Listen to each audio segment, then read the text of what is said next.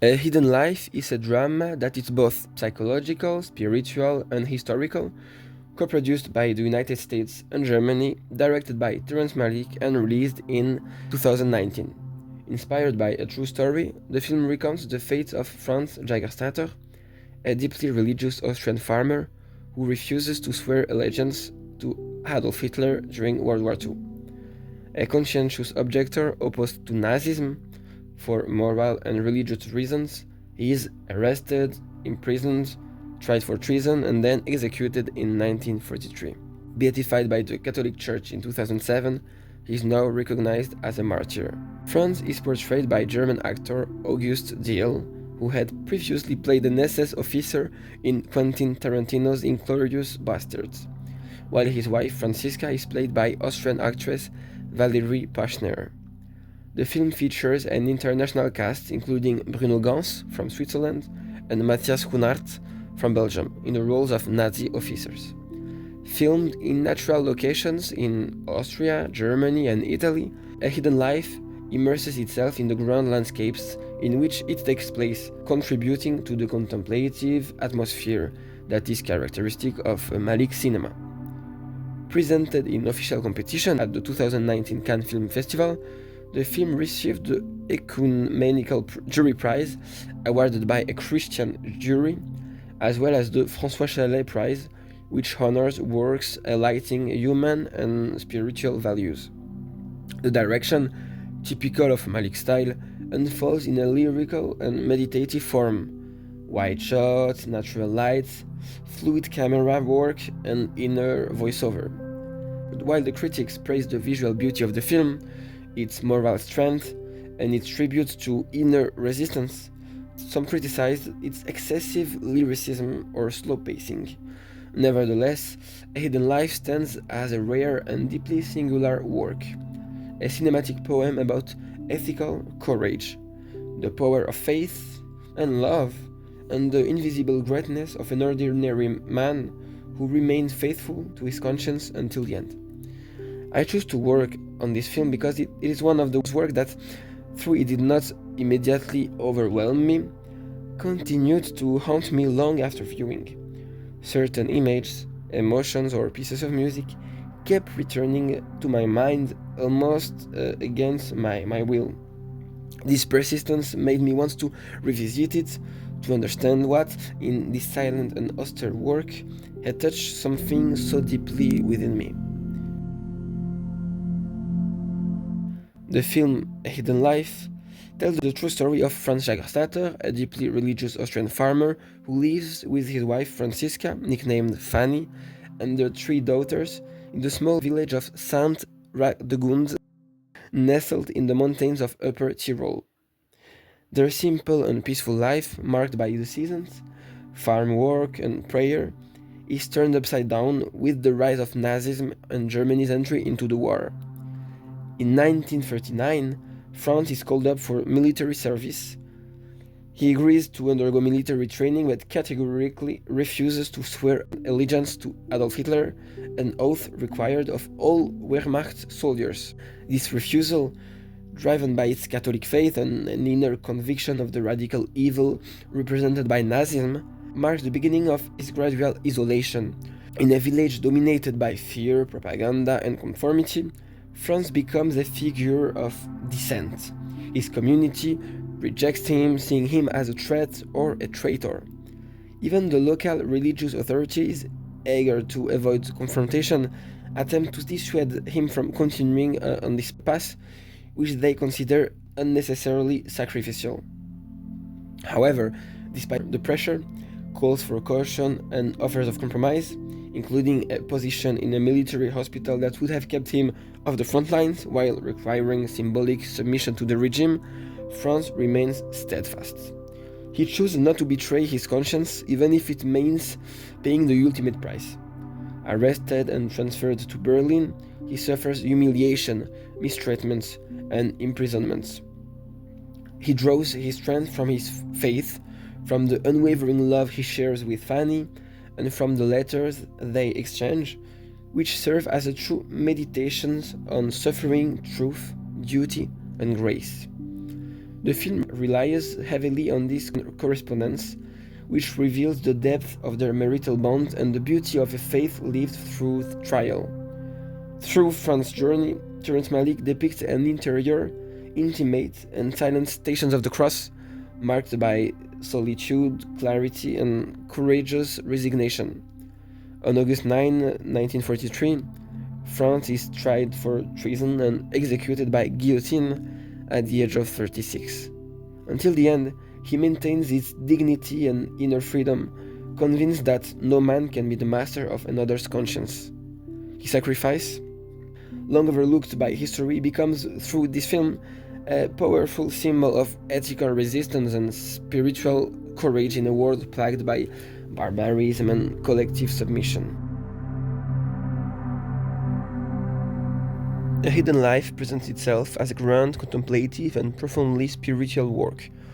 While critics have praised its aesthetic and moral power, some have criticized the film for its perceived heaviness in religiosity, as well as its spirituality being less universal than in Terrence Malick's previous films.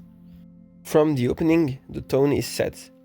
A meditative voiceover speaks of love and hope, only to be abruptly interrupted by archival Nazi footage, including excerpts from Triumph of the Will from 1935, Leni Riefenstahl's propaganda film. This striking visual and auditory contrast immediately establishes one of the film's major tensions, that between the lightness of human love embodied by Franz and Fanny, and the overwhelming heaviness of totalitarian ideology. The voiceover, largely composed of the authentic letters exchanged between Franz and his wife, gives the narrative a poetic, introspective, and embodied tone. True to Malick's style, the camera floats, lingering on simple gestures, silent glances, and fleeting moments of grace. Nature, ever present, plays a fundamental role. The grandiose landscapes of Tyrol, the fields, mountains, and grasses caressed by hands, stand in stark contrast to the dark, sterile prison's environment where Franz is confined. This visual contrast materializes a moral opposition between the inner purity of a man who remains faithful to his conscience and the brutality of a world governed by force and submission. A Hidden Life revisits the agricultural themes already central in Days of Heaven. Nature, indifferent to historical upheavals, embodies a sense of permanence and eternity. The mountains will be there after Hitler, after the war, even after the coming disasters. Nature precedes and will survive mankind. In the face of this vastness, Franz Jägerstätter appears as a humble, minuscule, almost insignificant figure, and yet it is precisely in this modesty that his greatness lies. He could have, like so many others, given in to comfort, to the survival instincts, made the compromise. After all, what difference would a half-hearted oath have made in a world where everything seems overwhelmed by crushing forces? And yet, for him, it mattered. His values carried more weight than his life. It is this radical choice to remain true to oneself, this integrity without ostentatious heroism, that makes him an exemplary figure. Today, it is easy to align with his side, difficult to defend Nazi Germany. But the film implicitly questions us. What would we have done at the time? Would we have known, like him, how to stand firm when the majorities remained silent, or even collaborated? For man is a social animal, and moral solitude can be more painful than prison. Even supported by the love of his wife, Franz remains alone in the face of the ultimate decision. The film also shows how people sharing the same land, culture, and religion, Franz and his neighbors, can nonetheless follow radically different paths. The villagers, overwhelmed by fear, propaganda, and sometimes anti-Semitism, become hostile to someone they once considered a brother. In such a remote village, one might be surprised to see ideological issues so distant from their daily lives causing such divisions. This raises an essential question. Why these wars? Why these hatreds? when everything seems so trivial in the face of the immensity of the world and the silent beauty of life. Visually, Malik adopts an aesthetic marked by the use of wide-angle lenses that transform faces and landscapes into monumental frescoes. This pictorial style gives the film an almost sacred dimension. Yet, some have seen it as an excess of lyricism, an emphasis that might contradict the simplicity of Franz's gesture. But perhaps this contrast is precisely what gives it strength. Quite discreet heroism gains power when placed in contrast with the enormity of the world. The film closes with a quote from Middlemarch by George Eliot, celebrating these hidden lives, modest yet faithful, that shape the world in silence. This choice gives the film its title and reveals its full significance. It is not always the visible figures of history that mark humanity most deeply, but those who, in the shadows, remain faithful to who they were. Franz Jägerstätter is not presented as a traditional hero. He is a realistic hero simply because he is a real hero. He is a simple man, guided by his deep moral convictions, who acts without seeking recognition. Thus he becomes a hero despite himself, whose courage lies in his refusal to compromise. Franz never gave way to visible doubts. He remains unshaken in his fidelity to his values. While doubts may have crossed his mind, they likely manifested in an inner struggle, a silent war, but he managed to keep this fragility buried, never allowing his uncertainty to show. His choice to be a conscientious objector, silent yet unwavering, reveals the power of a hidden life, which is nonetheless universally significant. The film does not present a Manichaean view of the world. Evil, although clearly embodied by Nazi violence, also resides in the passivity of institutions, the church, the state, and even the village community which, instead of supporting Franz, remain silent, abandon him, or even confront him directly. The film then poses a central question. Where does individual responsibility begin in the face of injustice? Finally, the love between Franz and Fanny forms the emotional core of the film. Their deep bond is not only a source of comfort, but also a moral strength. While Fanny remains visually in the background, her role is essential. She too bears the weight of sacrifice, of solitude and rejection, becoming an invisible but indispensable pillar in Franz's resistance. She wants to see the father of her children return home, free, but she knows full well that he will not betray his values and accept his choice, even supporting him while fully aware that this will lead her husband to death. It is worth noting that, although she is central to the story, the war remains peripheral. The film never shows a battlefield. The Second World War and even Nazism are not the heart of the film. Rather, the film focuses on themes that are both timeless and universal, and one can imagine and draw inspiration from Franz's struggle in thousands of other contexts and conflicts. In the end, the film speaks of human nature. Religion occupies a central place in the narrative, not only as a cultural framework, but as the true inner driving force behind Franz Jägerstätter's action, or rather his inaction. It is not merely a system of values that drives him, but a deeply rooted faith, a personal and demanding vision of Christianity. This is not blind fanaticism, but an intimate conviction. The truth of the gospel comes before the law of the man. One might hope, and the film seems to suggest, that Franz acts primarily out of love and moral integrity, rather than out of fear of divine punishment. Notably, Malik never explicitly mentions that Franz Jägerstätter was beatified in 2007 by Pope Benedict XVI. This choice, likely deliberate, aligned with the desire to preserve the humility of the character. The film does not seek to glorify a martyr, but to honor an ordinary man without ambition, whose exceptional fate stemmed from a silent refusal. The absence of any triumphant ecclesiastical perspective also follows the story to maintain this universal scope, avoiding limiting its message to any particular religious confession. Franz is comparable to a Christ-like figure, especially through the depiction of his passion marked by humiliations, suffering, and forgiveness without hatred. But it is interesting to note that the film, while deeply spiritual, tends to downplay the explicitly religious aspects of Franz's struggle. This direction seems to aim for a broader, more universal message. Beyond Christian faith, What a Hidden Life celebrates the strength of individual conscience in the face of evil. Franz's gesture thus becomes a timeless symbol of moral resistance, applicable to other contexts, other beliefs, and even to atheism itself.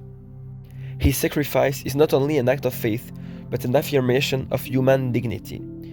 It is also interesting to note that the role of the Catholic Church, particularly the Austrian Church, was relatively ambivalent during the complex period of World War II. Far from openly supporting conscientious objectors, it was rather cautious, even complicit. It must be remembered that Austria at the time, annexed to Nazi Germany since the Anschluss of 1948, was largely aligned with the regime, and the ecclesiastical hierarchy often preferred to compromise with power rather than oppose it head-on. Despite its contemplative and poetic dimension, A Hidden Life demonstrates a desire for realism, particularly through its attention to everyday gestures and the simplicity of rural life. The film accurately depicts the daily life of a modest family, reconstructing a lifestyle marked by agricultural work, the rhythm of the seasons, and community life. The integration of historical archives lends the film a strong historical grounding and a sense of documentary truth which contrasts with the lyricism of the more intimate sequences. One major question remains: why did Terrence Malick choose to shoot this film in English, despite it being an independent production with a majority of German-speaking actors and the story taking place entirely in Austria and Germany? This choice, widely criticized, may seem like an artistic convenience or even an inconsistency that undermines the authenticity of the film. In a work as demanding and not particularly aimed at a mainstream American audience, the linguistic compromise is surprising, even disappointing. It sometimes prevents the viewer from achieving complete immersion, especially as the actors, often excellent, deliver their dialogues in a language that is not their own, creating a slight dissonance. On the other hand, one of the film's most powerful decisions is not to show the execution scene of Franz. The director chooses not to visually represent the decapitation, which is historically documented. This refusal of the spectacular aligns with the modesty and simplicity that characterize the film's aesthetic. Rather than shocking or provoking with a bloody scene, Malick opts for a heartbreaking sobriety. Silence, restrained gestures, implicit goodbyes. This minimalism makes the moment all the more poignant.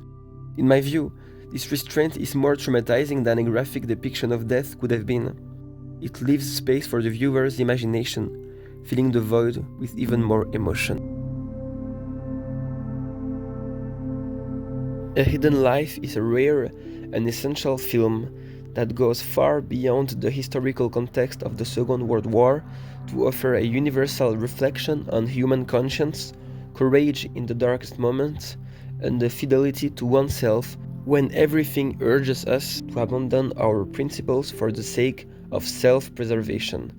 Through its immersive and contemplative aesthetic and its moral power, Terrence Malick's work pays tribute to the silent lives whose greatness lies not in spectacular deeds, but in unwavering integrity in the face of injustice. Through the fate of Franz Jägerstätter, we are presented with a form of active spirituality, quiet yet unyielding, that continues long after the credits roll to challenge our own relationship with good, evil, and individual responsibility.